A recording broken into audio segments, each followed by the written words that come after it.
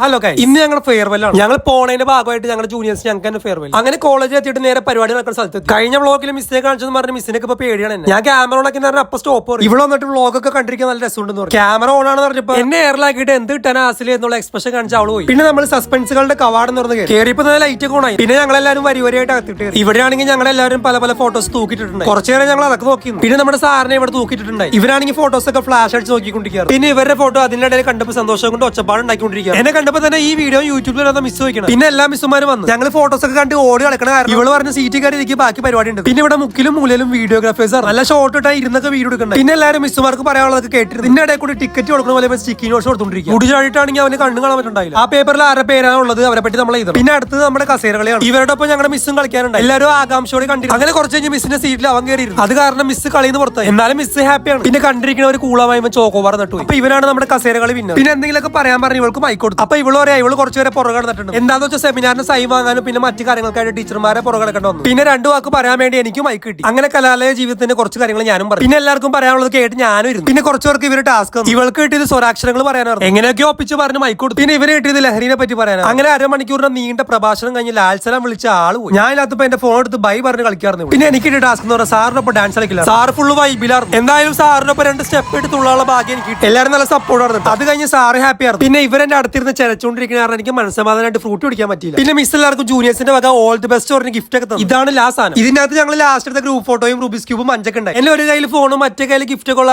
ഇവരെനിക്ക് Munch വായിൽ വെച്ചു. പിന്നെ എനിക്ക് കിട്ടി ഒരു സ്റ്റിക്കി നോട്ട്. പിന്നെ കുറച്ച് കഴിഞ്ഞ് ഇപ്പം നോക്കിയപ്പോൾ ലൈറ്റ് ഒക്കെ കിടന്ന് കുലുങ്ങും. അതിന്റെ പിന്നിൽ ഇവരുടെ കൈകളാണ്. എല്ലാവരും ഫോട്ടോസ് ഒക്കെ ഊരി വീട്ടിൽ കൊണ്ടുപോകാറ്. ഇവരാണെങ്കിൽ ഒരു ഫോട്ടോ കണ്ട് കുറെ നേരം സ്റ്റക്ക് ആയിട്ട് നിൽക്കാറ്. പിന്നെ പെയിനിൽ കൈ നോക്കിയിട്ട് ഞങ്ങളുടെ വക ഒരു സൈൻ ഔട്ട്. അങ്ങനെ അതിന്റെ ഉദ്ഘാടനം കഴിഞ്ഞു. പിന്നെ അതിന്റെ ടോപ്പിൽ ഞാനും ചെയ്തു. പിന്നെ ആരെങ്കിലും ഒക്കെ കരയിക്കാനായിട്ട് ജൂനിയേഴ്സ് ഞങ്ങളുടെ വീഡിയോയൊക്കെ പ്ലേ ചെയ്തു. ഇതിന്റെ അകത്തുള്ളവരൊക്കെ ഈ വീഡിയോ കണ്ട് ബാക്കിൽ ചിരിച്ചുകൊണ്ടിരിക്കുക. പിന്നെ ലാസ്റ്റ് ആയിട്ട് ഇവരുടെ വക വലിയ കേക്കും ഉണ്ട്. പിന്നെ എല്ലാവരും കൂടി ഫോട്ടോ എടുത്ത് ഫെയർവെല്ലും. അപ്പൊ ഇന്നത്തെ ഓക്കെ ബൈ.